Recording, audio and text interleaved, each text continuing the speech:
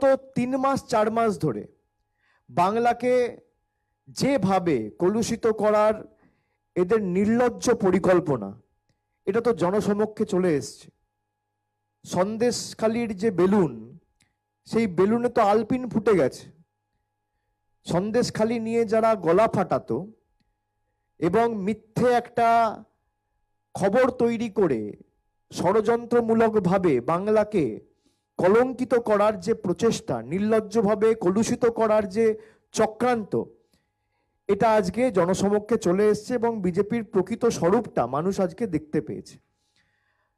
আপনারা নিশ্চয়ই দেখেছেন সন্দেশখালিকে সামনে রেখে যে ভিডিওটা জনসমক্ষে এসছে, সেখানে বিজেপির সন্দেশখালি 2 নম্বর ব্লকের মণ্ডলের সভাপতি গঙ্গাধর কয়াল বলছে এখানে কোনো রকম কোনো নির্যাতন হয়নি, আমরা ইচ্ছা করে মিথ্যা অভিযোগ দিয়ে জমা করিয়ে 2000 টাকা দিয়ে মহিলাদের সম্ভ্রম, মহিলাদের ইজ্জত, মহিলাদের সম্মান, মহিলাদের মর্যাদা খালি 2, 4, 5, 10টা ভোটের জন্য বিজেপি আজকে ভারতবর্ষের কাছে বাংলার 10 কোটি মানুষকে ছোট করেছে।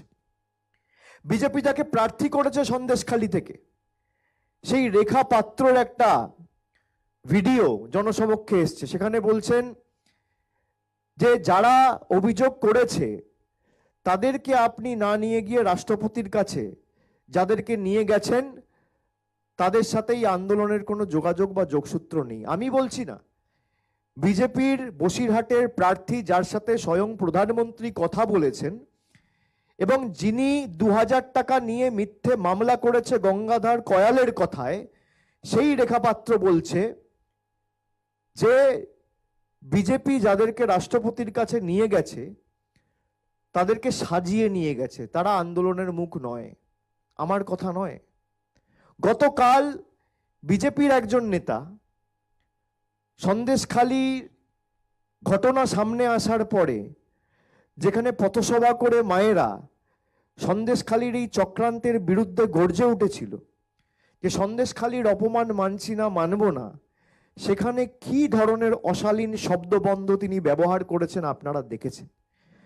যারা নারী সম্মান, নারী ক্ষমতায়ন নিয়ে কথা বলে, আজকে দেখুন বিজেপির মডেল কি। নারী ক্ষমতায়ন নিয়ে যারা কথা বলে, কুস্তিগিররা যার বিরুদ্ধে অভিযোগ করে, সেই ব্রিজভূষণ সিং এর ছেলেকে বিজেপি প্রার্থী করে এই লোকসভা নির্বাচনে দাঁড় করিয়েছে।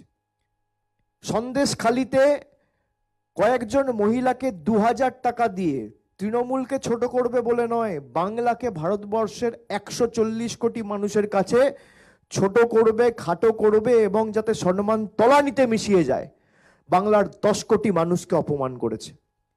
এসএসসি নিয়ে এরা বলেছিল এমন ফেলবো তৃণমূল দলটা বেসামাল হয়ে যাবে। এই যে মানুষের চাকরি খাওয়ার যে ষড়যন্ত্র চক্রান্ত, সেটাও সুপ্রিম কোর্ট সেই বেলুনেও আলপিন ফুটিয়ে দিয়েছে।